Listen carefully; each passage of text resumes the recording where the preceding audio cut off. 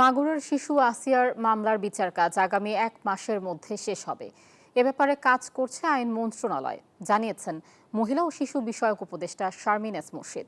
ঈদের টানা 9 দিন ছুটির পর প্রথম কর্মদিবসের সকালে সচিবালয়ে এসে নিউজ 24-কে তিনি বলেন, সরকার অত্যন্ত আন্তরিক এই মামলার বিচার নিয়ে।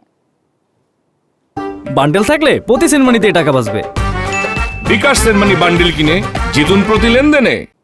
এটা তো বিচার বিভাগ বলতে পারবে, কিন্তু আমরা নজর রাখছি, আমরা চাপ রাখছি, এই বিচার হতেই হবে। এবং আমার ধারণা সেই কমিটমেন্টটা গভর্নমেন্টের আছে এবং আমাদের আইন মন্ত্রণালয়েরও আছে।